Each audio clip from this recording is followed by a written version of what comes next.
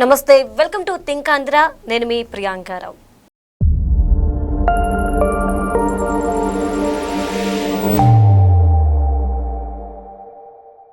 Balayya Babu Hindupuram MLA అయినప్పటికీ ఆయన కాంట్రవర్సీలకి కొంచెం దూరంగా ఉంటారు, రాజకీయ విమర్శలకు కూడా దూరంగా ఉంటూ వస్తున్న వ్యక్తి. అయితే ఇలాంటి వ్యక్తిపై ఈ రోజు కొన్ని కామెంట్స్ వస్తున్నాయి. ఏంటి అంటే, ఆయన అమరావతిలో భూమి కొనుగోలు చేశారు. ఈ భూమికి సంబంధించి ఆయన ఇన్సైడ్ ట్రేడింగ్ కి పాల్పడ్డారు, రైతుల దగ్గర నుండి భూములు కాజేశారు అనే ఆరోపణలు వ్యక్తమవుతున్నాయి. ఇందులో వాస్తవం ఎంత, అసలు ఏం జరిగింది, బాలయ్య బాబు గారు కొన్న భూమి ఎక్కడిది, దీనికి సంబంధించి మనతో మాట్లాడడానికి ఈ రోజు అప్పసాని రాజేష్ గారు ఉన్నారు. ఆయనతో మాట్లాడదాం. నమస్కారం సార్. సార్, బాలయ్య బాబు గారు అమరావతిలో కొంత ల్యాండ్ కొన్నారు. ఈ ల్యాండ్ కి సంబంధించి కొంతమంది ఆరోపిస్తుంది ఏంటి అంటే, బాలయ్య గారు ఇన్సైడ్ ట్రేడింగ్ కి పాల్పడ్డారు, అలానే రైతుల దగ్గర నుండి భూమిని లాక్కున్నారు, ఇంకొకటి 120 ఎకరాలు కాజేశారు అనే వార్తలు ప్రచారం అవుతున్నాయి. ఇందులో వాస్తవం ఎంత, ఏం జరిగింది, అసలు ఆయన కొన్న భూమి ఎక్కడిది? బాలకృష్ణ గారికి అవినీతిని ఆపాదించాలి అనంటే, బాలకృష్ణ గారు అధికార దుర్వినియోగానికి పాల్పడ్డారు అనంటే, ఆ విధమైన విమర్శలు చేస్తున్న వ్యక్తులు మనకి పదే పదే అంటే కొంతమంది ప్రవర్తన గురించి కొన్ని సందర్భాల్లో ఒక అంశాన్ని ప్రస్తావిస్తారు. సూర్యుడిని చూసి ఉమ్మేస్తే అది తిరిగి నీ మొహం మీద పడుద్ది.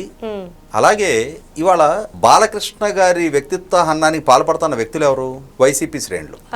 బాలకృష్ణ గారు ఈ రాష్ట్రానికి ఒక మాజీ ముఖ్యమంత్రి కొడుకు. వైసీపీ అధినేత జగన్మోహన్ రెడ్డి గారు ఈ రాష్ట్రాన్ని పరిపాలించిన ఒక ముఖ్యమంత్రి కొడుకు. జగన్మోహన్ రెడ్డి గారి తండ్రి గారు ముఖ్యమంత్రి కావడానికంటే చాలా ముందుగానే బాలకృష్ణ గారి కుటుంబంలో ఇరువురు ఈ రాష్ట్రాన్ని పరిపాలించారు. జగన్మోహన్ రెడ్డి గారి తండ్రి గారు ఈ రాష్ట్రాన్ని 5 సంవత్సరాల 3 నెలలే పరిపాలించారు. ప్లస్ జగన్మోహన్ రెడ్డి గారు కూడా ఇంకొక 5 సంవత్సరాల తర్వాత రోజుల్లో పరిపాలించారు. అంటే ఓవరాల్ గా 10 సంవత్సరాల 3 నెలలు జగన్మోహన్ రెడ్డి గారు వాళ్ళ నాయన ఈ రాష్ట్రాన్ని పరిపాలించారు. అదే సందర్భంలో బాలకృష్ణ గారి తండ్రి ఎన్టీ రామారావు గారు సుమారుగా 7 సంవత్సరాల పైగా ఈ రాష్ట్రాన్ని పరిపాలించారు. అలాగే వారి బావగారు నారా చంద్రబాబు నాయుడు గారు 14 సంవత్సరాలు 2019 నాటికే పరిపాలించారు. మళ్ళీ ఇప్పుడు 10 నెలలుగా ఈ రాష్ట్రాన్ని పరిపాలిస్తున్న ముఖ్యమంత్రి. అలాగే బాలకృష్ణ గారు కూడా 3వసారి హిందూపూర్ నుంచి ప్రాతినిధ్యం వహిస్తా ఉన్నారు. అలాగే వారి సోదరి పురంధరేశ్వర గారు కూడా గతంలో సుమారుగా 10 దశాబ్ద కాలం పాటు కేంద్ర మంత్రిగా పనిచేశారు. ఇప్పుడు 3వసారి పార్లమెంట్ కి ప్రాతినిధ్యం వహిస్తా ఉన్నారు. అలాగే బాలకృష్ణ గారి మేనలుడు అల్లుడు ప్రస్తుత ఆంధ్రప్రదేశ్ రాష్ట్ర కేబినెట్ లో కీలక మంత్రిగా కొనసాగుతూ ఉన్నారు. ఆయన చిన్నల్లుడు విశాఖపట్నం నుంచి పార్లమెంట్ కి ప్రాతినిధ్యం వహిస్తూ ఉన్నారు. అంటే రాజకీయం అధికారము బాలకృష్ణ గారికి కొత్త కాదు. ఎలా అయితే జగన్మోహన్ రెడ్డి గారి నాయన గారు ఈ రాష్ట్రాన్ని పరిపాలించారో అంతకంటే చాలా ముందే, చాలా సుదీర్ఘకాలమే బాలకృష్ణ గారి తండ్రి గారు కూడా ఈ రాష్ట్రాన్ని పరిపాలించారు. ఇక్కడ గమనించుకోవాల్సింది 5 సంవత్సరాల 3 నెలలు జగన్మోహన్ రెడ్డి గారి తండ్రి గారు ఈ రాష్ట్రాన్ని పరిపాలిస్తే ఆ అధికారాన్ని అడ్డం పెట్టుకొని వేల కోట్ల రూపాయల అవినీతికి పాల్పడ్డారు, అక్రమాస్తులు సంపాదించుకున్నారు అని చెప్పని మీరు నేనుగా చెప్పింది. సిబిఐ చెప్పి 11 ఛార్జ్ షీట్లు కోర్టులో ఫైల్ చేసి 16 నెలలు జైల్లో పెట్టింది జగన్మోహన్ రెడ్డి గారు. ఆ రోజు నుంచి ఈ రోజుకి అక్యూజ్డ్ నెంబర్ 1 గా చరిత్ర పుటల్లో నిలిచిపోయినాడు జగన్మోహన్ రెడ్డి గారు. అటువంటి వైసీపీ నాయకులు ఎన్టీ రామారావు గారికి 7 కొడుకులు ఉన్నారు. ఈ 7 కొడుకుల్లో ఏ ఒక్కరైనా సరే ఇందాక మనం ప్రస్తావించుకున్న ఈ బంధుత్వాలు 7కి వర్తిస్తాయి. వాళ్ళ నాన్నగారు ఈ రాష్ట్రాన్ని పరిపాలిస్తున్న సందర్భంలో, లేదు వాళ్ళ బావగారు ఈ రాష్ట్రాన్ని పరిపాలిస్తున్న సందర్భంలో ఒక్కరైనా సరే, ఒక్క సందర్భంలో అయినా సరే, ఎవరి కోసం అయినా సరే పైరువీలు చేసినట్టుగా కానీ, ఎక్కడైనా ఒక గజం భూమి ఈ అధికారాన్ని అడ్డు పెట్టుకొని ఆక్రమణకు పాల్పడ్డట్టుగా కానీ, కనీసం ఒక ఉద్యోగి ట్రాన్స్ఫర్ కోసమో, ఒక ఉద్యోగ అపాయింట్మెంట్ కోసమో, ఒక కాంట్రాక్ట్ పొందడం కోసమో వాళ్ళ కుటుంబానికి ఉన్న అధికారాన్ని దుర్వినియోగం చేసి ఆ విధమైన ప్రయోజనం పొందినట్టుగా ఈ రోజు దాకా వారి రాజకీయ ప్రత్యర్థులు కూడా ఆరోపణ చేయలేకపోయారు. వారి కుటుంబంలోనే అధికారం ఉన్నా వారి అధికారానికి దూరంగా వారి బతుకు వాళ్ళు బతుకుతా వచ్చారు. అటువంటిది ఇవాళ బాలకృష్ణ గారు భూమి కొన్నారు. భూమి అమ్మితే కొన్నారా? ఎవరి భూమి అయినా దౌర్జన్యంగా ఆక్రమించారా? ఇవాళ ఆంధ్రప్రదేశ్ రాష్ట్రంలో భూముల క్రయ విక్రయాల మీద ఏమైనా నిషేధం ఉందా? ఏదైనా నిషేధ ప్రాంతంలో, లేదు నిషేధిత భూములు ఏమైనా ఆయన కొన్నారా? అసైన్మెంట్ ల్యాండ్లు, 22A ఉన్న భూములు, ఇటువంటిది ఏదైనా కొని అటువంటి ఆ కొన్న భూములకి ప్రభుత్వంలో వాటిలో ఉన్న ఆ నిషేధిత భూముల నుంచి ఫ్రీ హోల్డ్ పొందటానికి పట్టా భూములుగా మార్పు చేసుకోవడానికి లాబింగ్ ఏమైనా చేస్తున్నారా? కాదే. రైతుల దగ్గర నుంచి రైతులకి ఆయనకి మధ్య ఆమోదం కుదిరిన ధరకి వాళ్ళు అమ్మారు, ఈయన కొనుక్కున్నాడు. ఇక్కడ ఇన్సైడర్ ట్రేడింగ్ అని మాట్లాడుతున్నారు. ఇన్సైడర్ ట్రేడింగ్ అని చెప్పని దేన్ని అంటారంటే, జగన్మోహన్ రెడ్డి గారి ప్రభుత్వంలో 596 జీవో అని చెప్పని ఒక జీవోని తీసుకొచ్చారు. ఆ జీవో ఏంటి? 20 సంవత్సరాల పాటు అసైన్మెంట్ ల్యాండ్ అనుభవం జీవోదారులు ఎవరైనా ఉంటే వాళ్ళకి అమ్ముకునే హక్కు కల్పిస్తూ ఫ్రీ హోల్డ్ సర్టిఫికేట్ ఇష్యూ చేస్తాము. ఆ ఫ్రీ హోల్డ్ సర్టిఫికేట్ బేస్ చేసుకుని వాళ్ళు ఆ భూములు అమ్ముకోవచ్చు అని చెప్పనే ఒక చట్టాన్ని తీసుకొచ్చారు. ఆ చట్టాన్ని తీసుకొస్తున్న అంశం వైసీపీ నాయకులకు తెలుసు.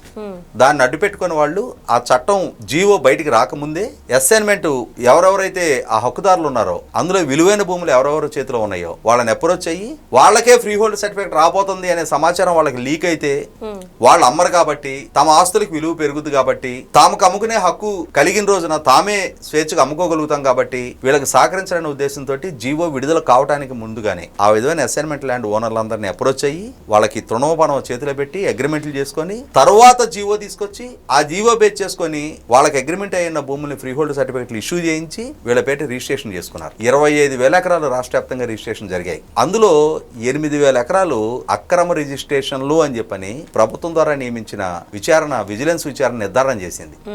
ఇది ఇన్సైడర్ ట్రేడింగ్ అంటారు. అంతేగాని బాలకృష్ణ గారు కొన్న భూమి ఏ విధంగా ఇన్సైడర్ ట్రేడింగ్? వాళ్ళు ఏం చెప్తున్నారు? ప్రభుత్వం ప్రతిపాదిస్తున్న అడిషనల్ ల్యాండ్ పూలింగ్ కి ఈ భూమి పక్కనే ఉంది అంటున్నారు. ఆ ప్రయోజనం పొందటానికి అనుకూలంగా అంటే ఇప్పుడు రాజధానిలో ఆల్రెడీ గతంలో 37,000 ఎకరాలు ల్యాండ్ పూలింగ్ ప్రతిపాదించారు.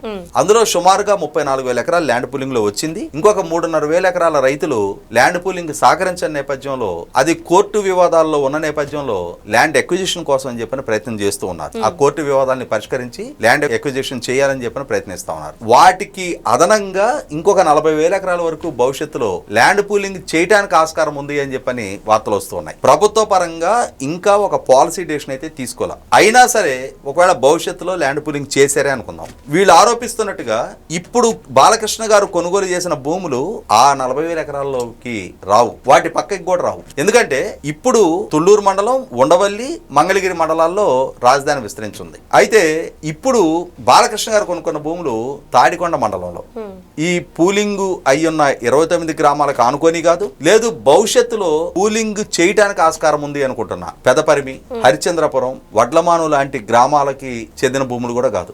వీటి నుంచి సుదూర ప్రాంతంలో తాడికొండ మండలానికి సంబంధించిన రావెల, పాములపాడు, బండారుపల్లి గ్రామాల పరిధిలో మీరు హైదరాబాదు గుంటూరు మధ్య వయా నడుకుడి ట్రైన్ లో ప్రయాణించే వాళ్ళకి ఎవరికైనా సరే గుంటూరు స్టేషన్ కంటే ముందు, నల్లపాడు కన్నా ముందు బండారుపల్లి స్టేషన్ వస్తుంది.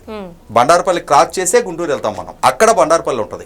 రాజధాని ప్రాంతం నుంచి కనీసం 15-20 కిలోమీటర్ల దూరంలో ఉంటది.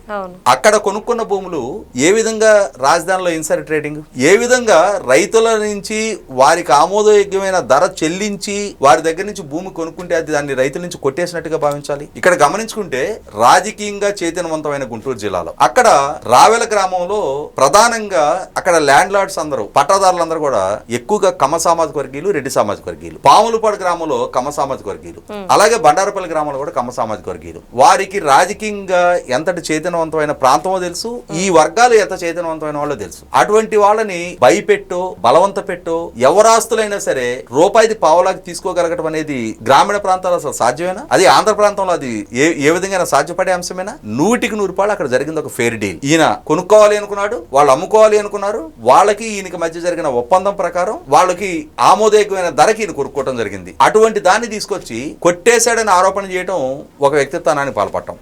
రెండోది వచ్చేటప్పటికి ఇన్సైడర్ ట్రేడింగ్ అని చెప్పే ఆరోపణ కూడా అసలు అవగాహన రాహిత్యంతో చేస్తున్న ఆరోపణ. ఎందుకంటే రాజధాని ప్రస్తుత 29 గ్రామాల పరిధిలోకి ఈ భూములు రావు, భవిష్యత్తులో పూలింగ్ జరుగుతుంది అనుకుంటున్న పరిధిలోకి ఈ భూములు రావు. వీటి నుంచి కొన్ని కిలోమీటర్ల అవతల ఉన్న గ్రామాల్లో కొనుక్కున్న భూముల్ని ఇన్సైడర్ ట్రేడింగ్ అని చెప్పని ఇక్కడ గమనించుకోవాల్సింది ఏంటి అంటే బాలకృష్ణ గారు లాంటి ఒక ఫెమిలియర్ పర్సనాలిటీ ఆ ప్రాంతంలో భూములు కొనుక్కోవటం వల్ల బాలకృష్ణ గారు ఇక్కడ వరకు వచ్చి కొన్నారు అన్న ఆ సెంటిమెంట్, ఆ ప్రచారం ఆ ప్రాంత ల్యాండ్ మార్కెట్ మొత్తాన్ని, ఆ ముఖ చిత్రాన్ని మార్చేస్తుంది. అక్కడ రేట్లు అప్రిషియేట్ అవడానికి ఆస్కారం ఉంది. బాలకృష్ణ గారు కొన్నారు అని అంటే ఆ ఇన్స్పిరేషన్ తోటి ఇంకా 10 మంది ఇన్వెస్టర్లు అక్కడికి వెళ్ళి భూములు కొనుక్కోవడానికి ఆస్కారం ఉంటది. అది అక్కడ ఆ ప్రాంతానికి జరిగే మేలు, లబ్ధి, ఆ రైతాంగానికి మంచి ధర దక్కడానికి ఆస్కారం ఉంటది. అంతేగాని బాలకృష్ణ గారు అక్కడికి వెళ్ళి ఏ రైతుల భూమి అన్యాయంగా కొట్టేయలేదు, ఆయన ఇన్సైడ్ ట్రేడింగ్ కి పాల్పడాల. ఆ నేపథ్యం, ఆ చరిత్రే వాళ్ళకి లేదు. వాళ్ళ రెక్కల కష్టాన్ని వాళ్ళు నమ్ముకున్నారు.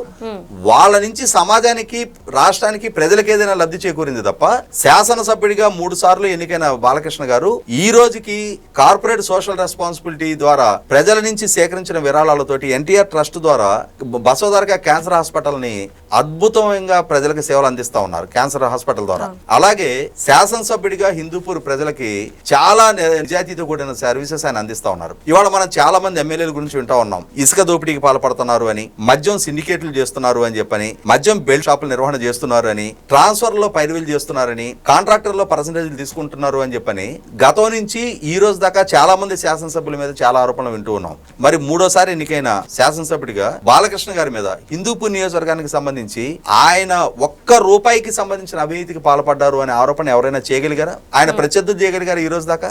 ఆయన సినిమా షూటింగ్ లో బిజీగా ఉంటాడు, ఆయన నియోజకవర్గానికి ప్రజలకు అందుబాటులో ఉండడు అనే ఆరోపణ చేశారు తప్ప ఆయన మీద అవినీతి ఆరోపణలు చేసే నైతికత, స్థైర్యం ఈ రోజు దాకా ఎవరికి లేదు. ఈ రోజు అటువంటి సాహసానికి ఒడిగట్టి జగన్మోహన్ రెడ్డి గారు నువ్వేంటి ఆయనేంటి అని తనకి తానే ఇవాళ కంపేర్ చేసి తనకున్న టెయింటెడ్ హిస్టరీ ఏంటి, ఆయనకున్న క్లీన్ ఇమేజ్ ఏంటి అనేది ఇవాళ ప్రజల్లో తనకు తానే చర్చనీయాంశం చేశాడు. Okay, right. Thank you so much sir.